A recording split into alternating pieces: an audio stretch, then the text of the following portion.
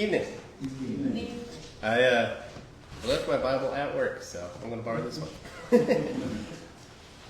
I hope you all are doing well. As a recap, we'll go over a little bit of last week as a refresher. So specifically last week, we spent quite a bit of time in Romans. We spent a decent amount in chapter 1, and then we pivoted to chapter 2. And looking there, we looked at two different key aspects regarding the existence of God and how creation supports it. So we looked at creation itself, the laws of the land, the law of the universe, whether it's physics, whether it's the semblance of design in our everyday lives and how nature works. And then looking in Romans chapter 2, we specifically looked at what was referred to as the law of the heart. So looking at how morality also supports there being a God. Is there any questions or input or anything that you guys want to bring up before we start tonight? From last week? Okay. So starting tonight, we'll go ahead and we're going to look at a couple other aspects. So tonight is going to be focused on morality, the origin of morality, what it means to have God existing when it comes to our moral standards. We're going to start off by looking at a couple different views on morality throughout the world. For context, I spent a lot of time in school doing philosophy classes and things like that. So if you're used to that kind of background at all a little bit, we're going to touch briefly on it. So there's quite a different viewpoints on morals when it comes to people of the world and them trying to pick at why we think the way we do and things like that. So starting tonight, I wanted to look briefly at two different verses to kind of start our thoughts. If somebody wouldn't mind reading Judges 21, verse 25.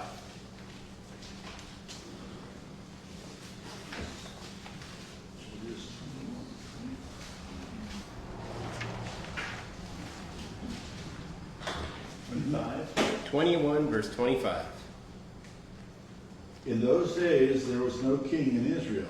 Everyone did what was right in his own eyes. Thank you. And then the next part is going to be looking again at Romans chapter 2, verse 14 and 15, which I'll just read briefly. So the part I'm going to look at specifically is where it says, "For when Gentiles who do not have the law by nature do the things in the law, these, although not having the law, are a law to themselves, who show the work of the law written in their hearts, their conscience also bearing witness." So here we can see a pattern in Romans that's listed in Judges, a similar idea of what it meant to be a Gentile. So if we look at the Old Testament and history, God's chosen people, they were given commandments. They were given exactly laid out, day by day plan on how they were to worship Him, how they were to conduct themselves, what was right, what was wrong. But then there's all the other different cultures that were in the world at the time as well.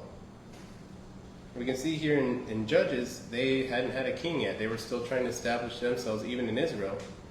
And they fell into this habit of depicting what was right in their own eyes.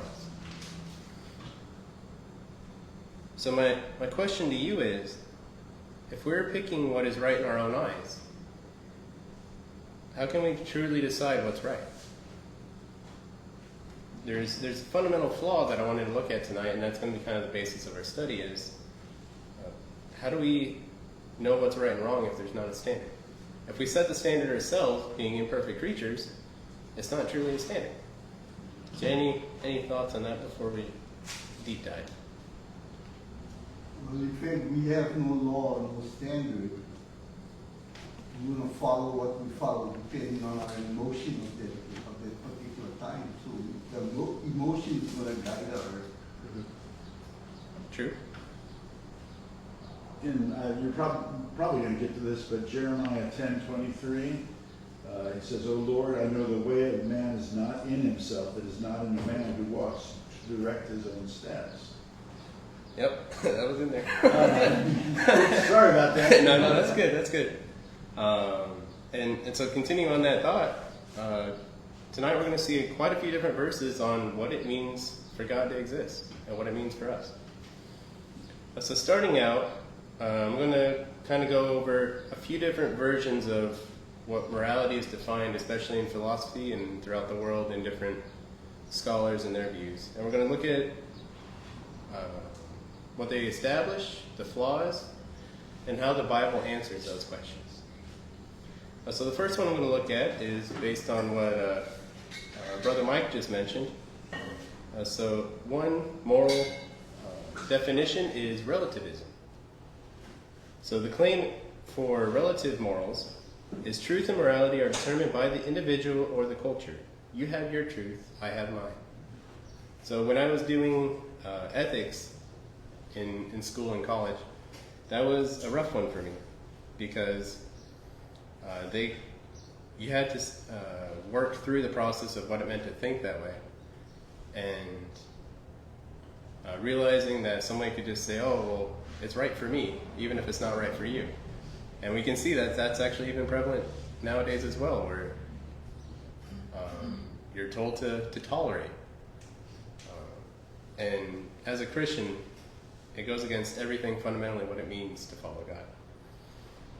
So first, looking at that statement, it's ironic where it states, you have your truth, I have mine. That in itself is an absolute statement. That was one of the key things that was brought up in my class when we went over different issues. If there's no absolute truth, and that's a statement of itself that's absolute, it destroys itself. It's a fundamental flaw in itself. There's also the issue of moral progress. If cultural relativism is true, moral progress is impossible. Everybody tries to say that we try to grow as societies, that we try to be better throughout history and learn from history. Abolishing slavery shouldn't really have been an improvement because it was right at the time. So why is it wrong now, even though it was right then? And following that kind of path of thinking, and then we'll go into the Bible, how it answers it and cleans it up clearly. In a whole, you start to see where for society to get better and for us to also grow as people and as Christians, we have to measure it against a fixed standard that's above any culture. And then another part is the problem of the reformer or the Reformation. If the major culture defines what is moral, then anyone who opposes a culture is immoral. Under this logic, Jesus and the apostles were the bad guys of their time. That's also something that we'll look at in the Bible, and how righteousness is defined and different from the majority. So first verse I want to look at regarding this is going to be James 1:17. If somebody wouldn't mind reading that.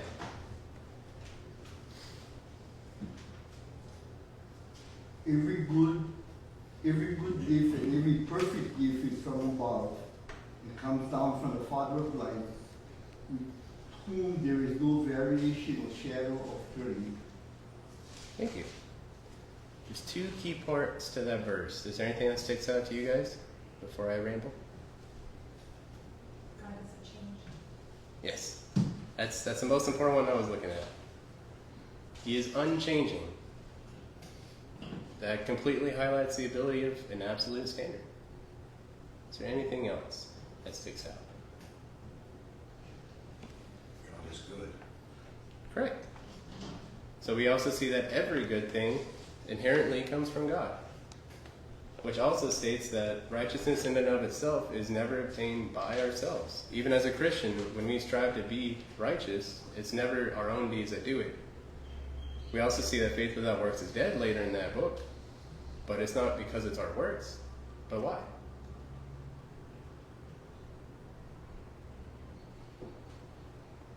I forgot what verse it was in. Let me look real quick. I think it was James chapter 2 or chapter 3.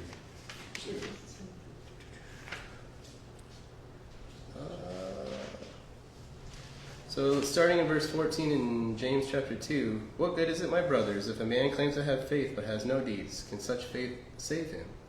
Suppose a brother or sister is without clothes and daily food. But if one of you says to him, Go, I wish you well, keep warm and well fed, but does nothing about its physical needs, what good is it? In the same way, faith by itself, if it is without accompanied by action, is dead. And then further down, we can also see in verse 19 where it shifts. It's not just our work. You believe that there is one God, good. Even the demons believe that and shudder. We can start to see the shift that it's not our works itself, but because he is that standard. Another verse I want to look into is going to be in Proverbs, chapter 14, verse 12.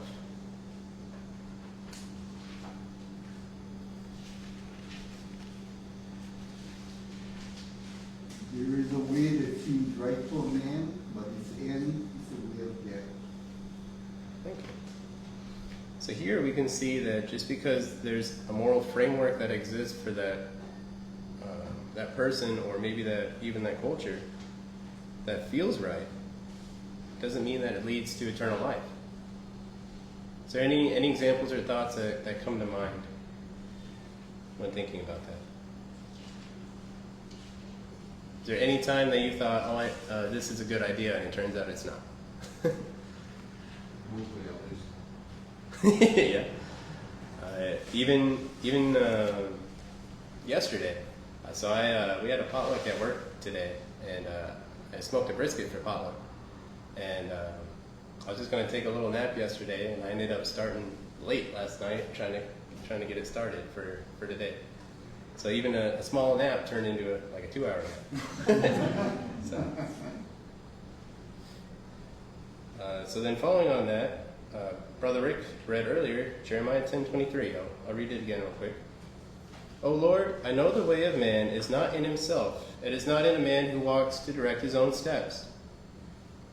So here we can see we lack the foresight required to design our own right and wrong. Again in Jeremiah, in chapter 17, verse 9, it says, the heart is deceitful above all things and desperately wicked. Who can know it? It pretty much is stating following your heart is a compromised way to live. Looking back in Proverbs, if somebody could read Proverbs 28, verse 26.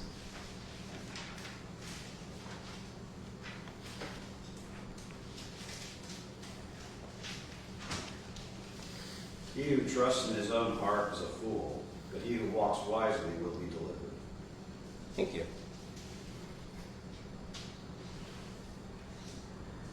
So we did do a decently long class in the beginning of Proverbs by Brother Seth for a little while. Is there anything that sticks out from his class when it comes to this last verse? You know, one of the things I remember from this class that makes a lot of sense, and I guess coincides with this last part of this verse, is that you have to constantly be seeking wisdom. Mm-hmm. You're never done trying to get wiser. Mm-hmm. And this is what, whoever walks wisely will be delivered. Well, it's a walk. It's not I figured it out. Mm-hmm. And so how does the thought of seeking wisdom, of seeking to do better, how does that conflict with our struggle with day-to-day life and society and everybody else deciding that their way is also the right way? What's a hard part that we go through day to day? Is there anything that comes to mind? I mean, it can lead to frustration.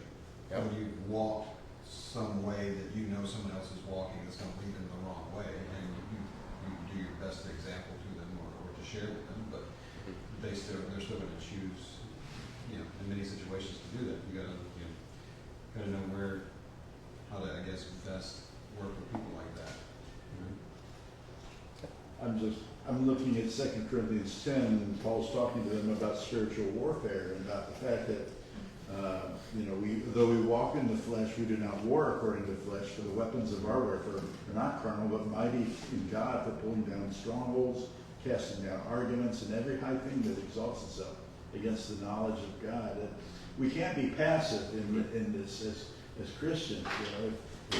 Passivity, or the idea that I'm okay, you're okay, kind of thing, or or even mutually agreeing to disagree, we have to take a stand on what we believe and what we know to be true. And I think that's what puts us at odds with the rest of the world. Agreed. Yeah, so we cannot yield to peer pressure or sometimes mob mentality. Mm-hmm. So, we need to follow the standard.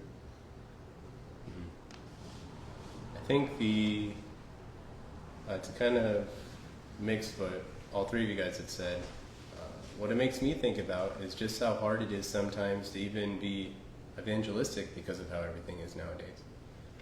Because as soon as you try to bring up anything that's contradictory to how somebody else feels, society immediately shuns you for it or tries to shoot you down because they're like, why aren't you being tolerant? Why aren't you doing this? Why are you attacking me?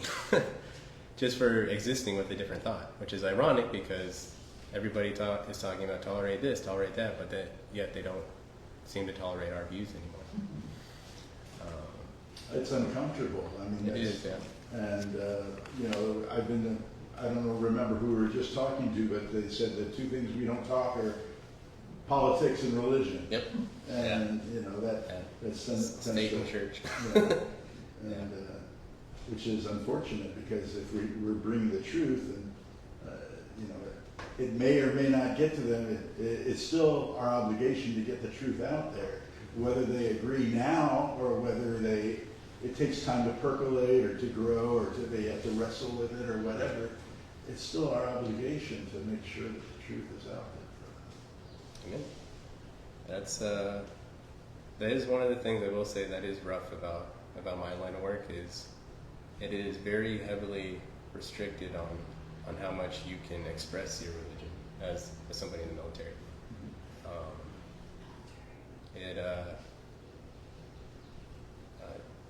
Even just bringing it up in a coworker setting or with people who are under you, it has to be a specific time and place, and you have to make sure there's nothing really work related or that doesn't express you trying to be given authority with it.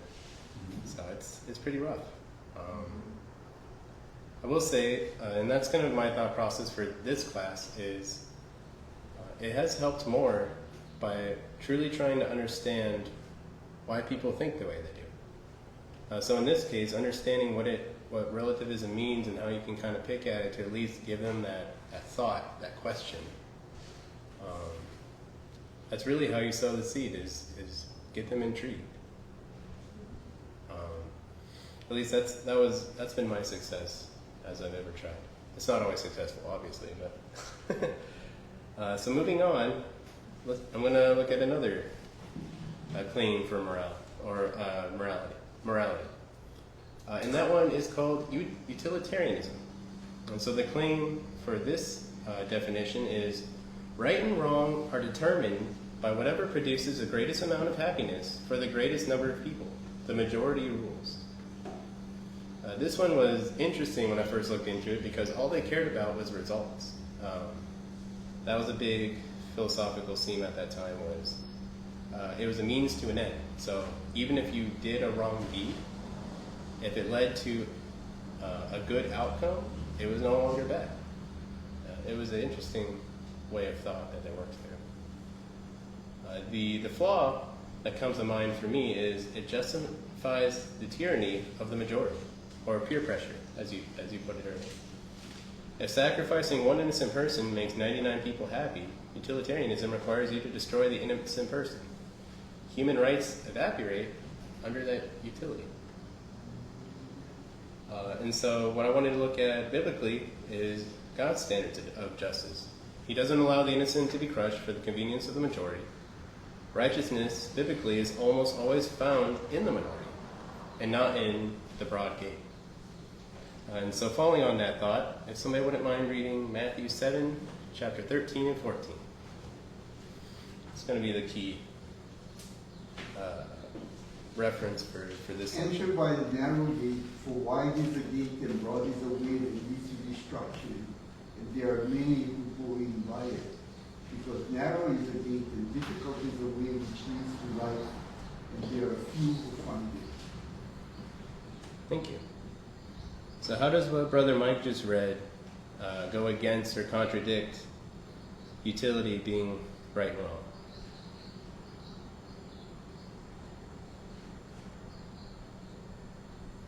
Well, it seems to suggest that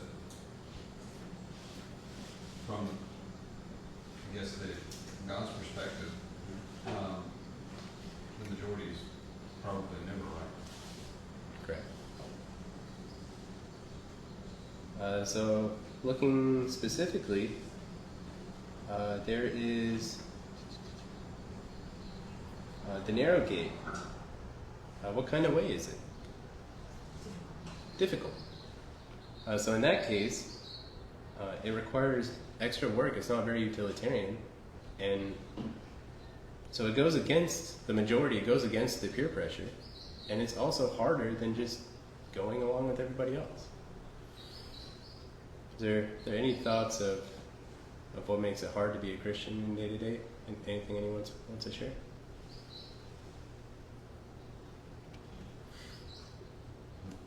The tyranny of the majority. Yeah. Yeah. Peer pressure by silence.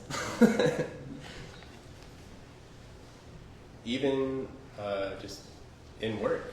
Oftentimes a workplace is really hard to be a Christian. It very simply just the things people enjoy and profanity when people use it. So, any thoughts that come to mind that are really frustrating this week from anybody? Yeah, you in the military, I know that. Yeah. Both experiencing that too. Agreed.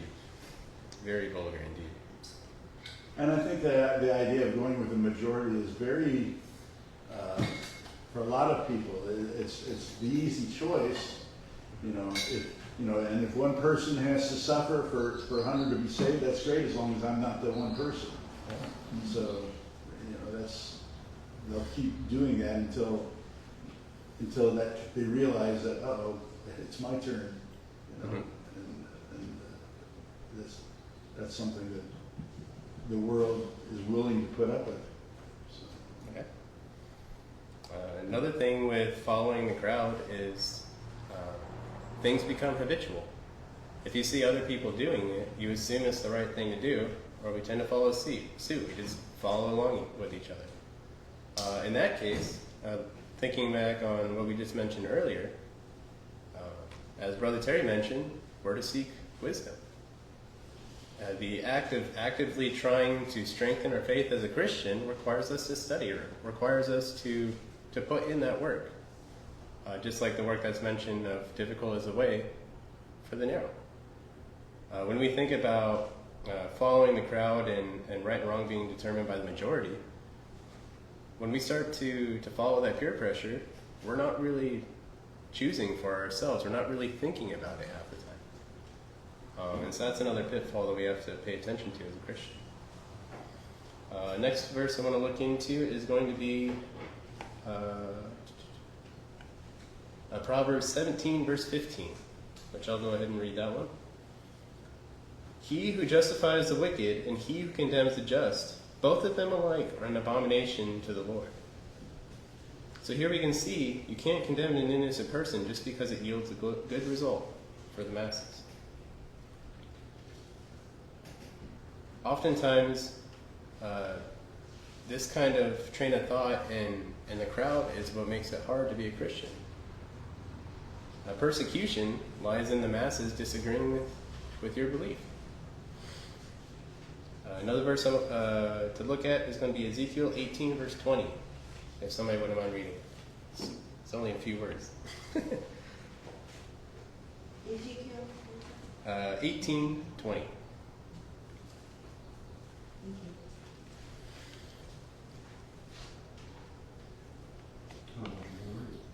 Oh, okay, 1820 then. Okay, I will.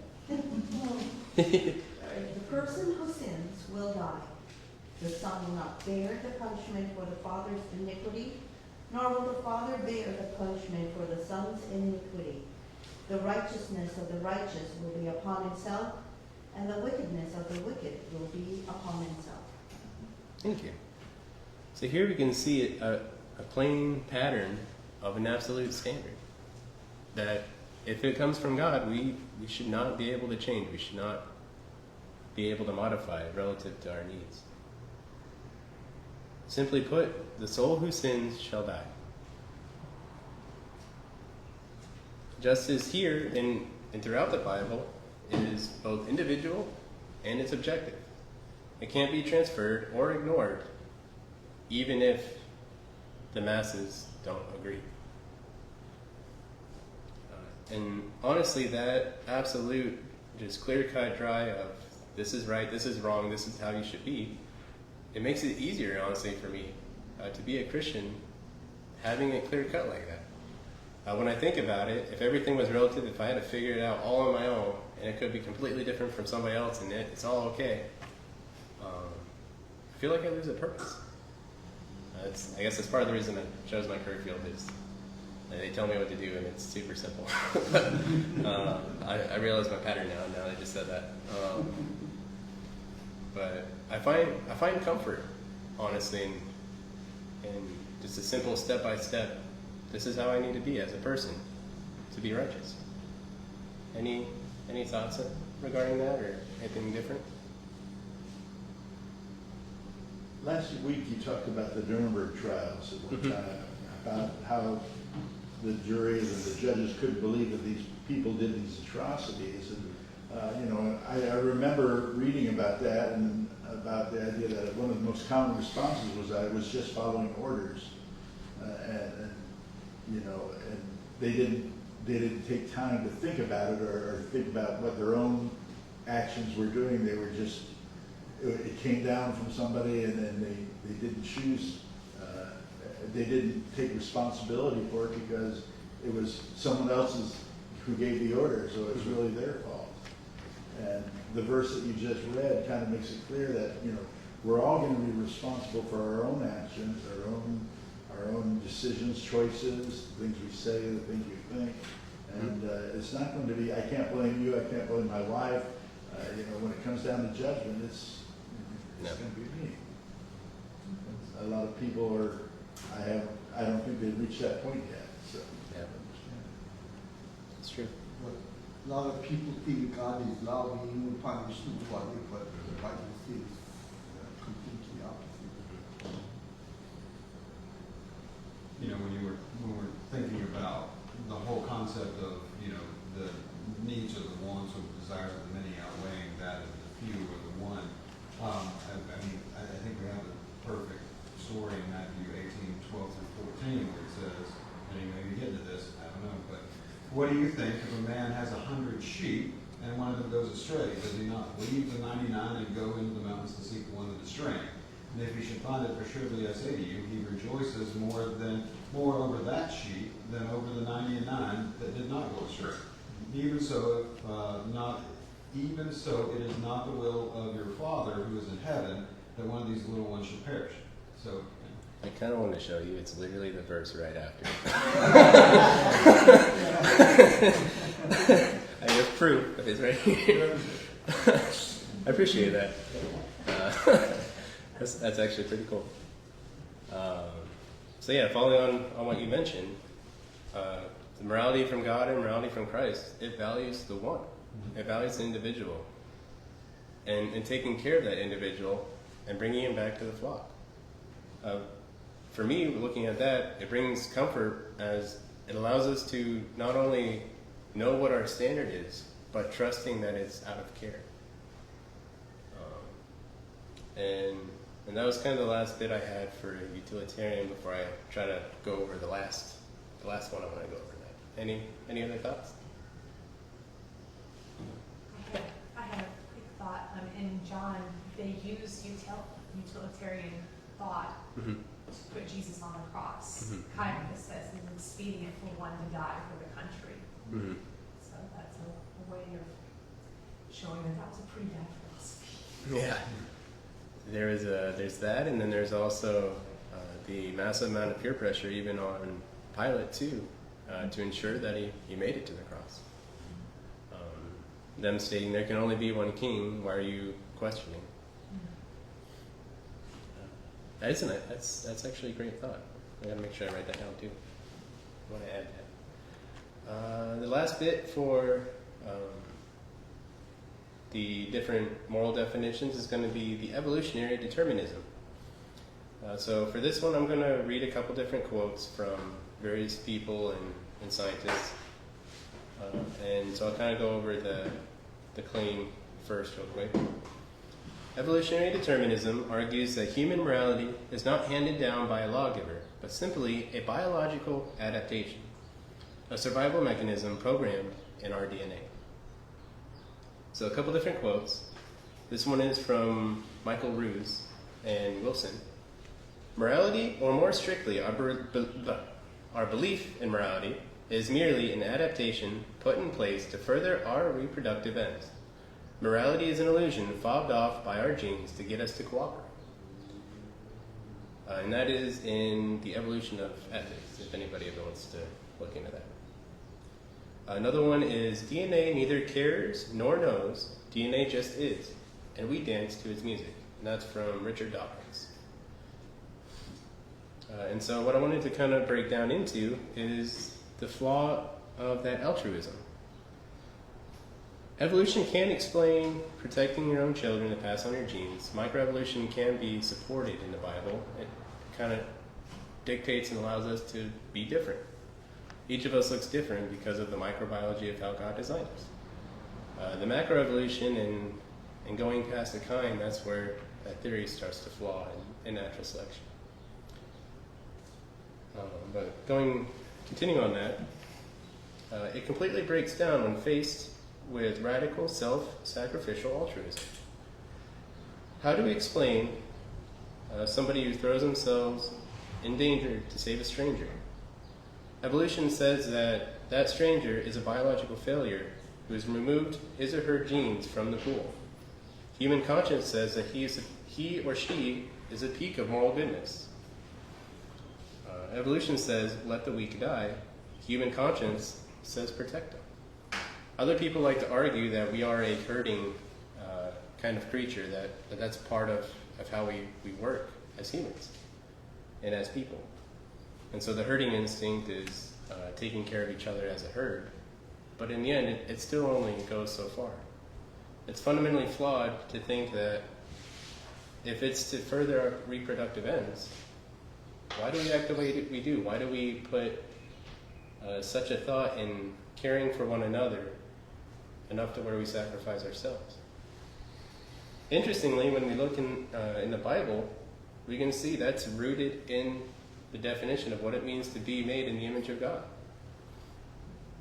True morality is rooted in divine love, or agape, as mentioned in Greek, which frequently demands a level of self-sacrifice that defies that biological survival instinct that I mentioned. And so a few different verses I want to look at. We'll start in 1 John chapter 4.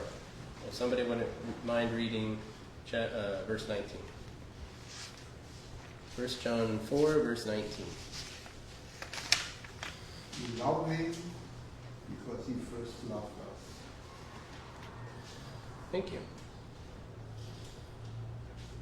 So when we even think about what it means to love, earlier we gave a question, or it wasn't necessarily a question, but Brother Mike mentioned God is love. But he's not just love. And in that sense, I feel like it's more defined as it's not the love that we typically use in our everyday language. It's completely defined different, and God's version of love encompasses so much more. Here we can see that love should be a divine origin, a divine standard. It shouldn't just be being close or nice with one another or being fraternal, but it should be much more.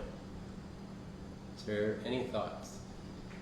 Stating the first and second greatest commands, right? Mm-hmm. Love God, love everybody else.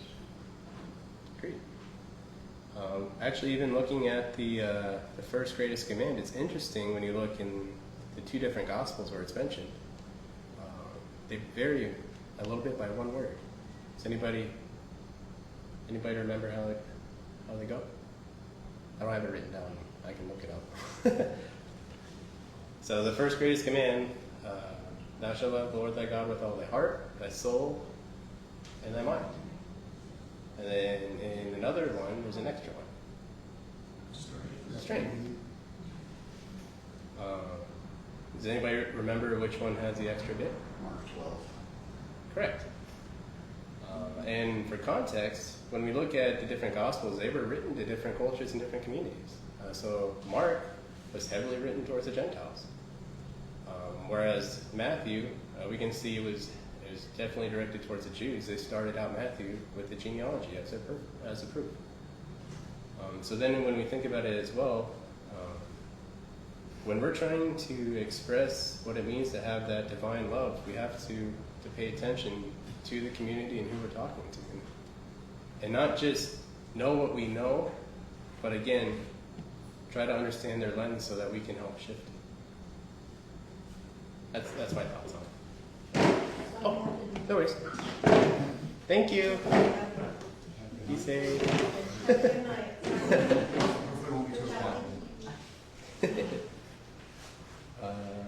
If anybody has no other questions or thoughts, I'm going to try to finish these last couple verses. So if somebody wouldn't mind reading Acts 20, verse 35.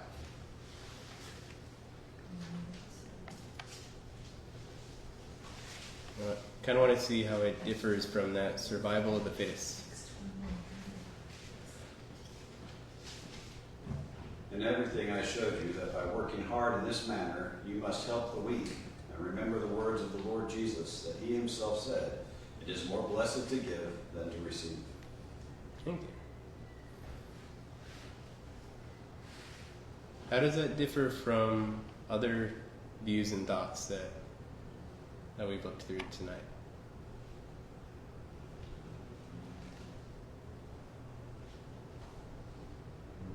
Utilitarianism saying that the weak are not able to contribute in such a way, so we should just let them go away. Yeah. Yeah.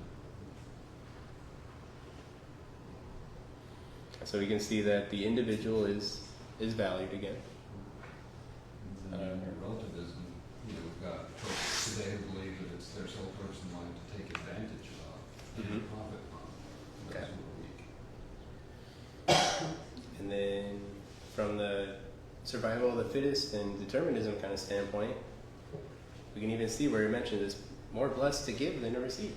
That's a lot of extra work that feels like it shouldn't make sense in that line of thought. Oftentimes when we're looking at other herding species, when they try to compare us to that mindset, oftentimes if somebody gets hurt in the herd, they get left for the sake of survival of the herd. Whether it's deer, whether it's any other creature that we look at, oftentimes they're left in neglect.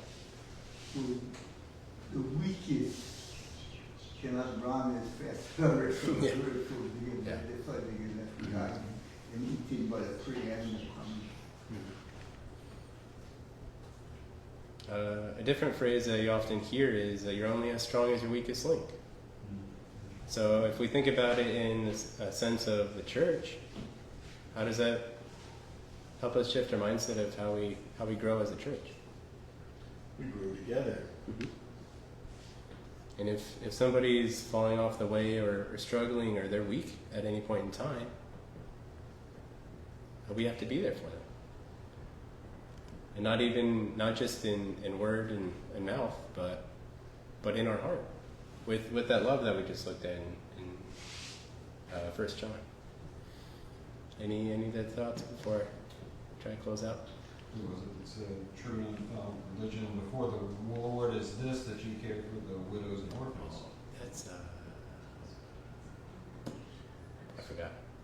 One of the passages that Yeah. made me think about is Romans 5, 6 through 8, for we were, Yeah, while that was we were the last still one. without strength, in due time, Christ died for the ungodly.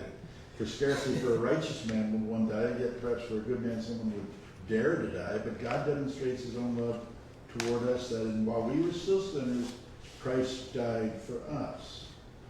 So the whole idea, we weren't worthy, but God demonstrates his love. He blew all those sinners away by saving the weak, by sending his son to die for the weak. So that Amen.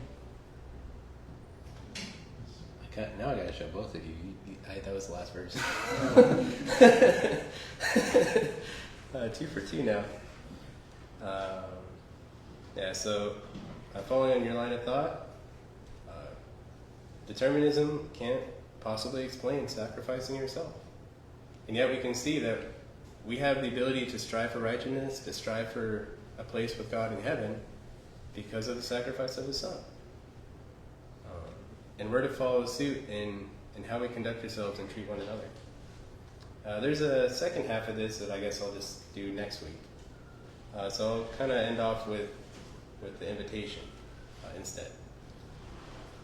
So going back to James chapter 1, verses 23 through 25, it reads, "For if anyone is a hearer of the word and not a doer, he is like a man observing his natural face in the mirror. For he observes himself, goes away, and immediately forgets what manner of man he was."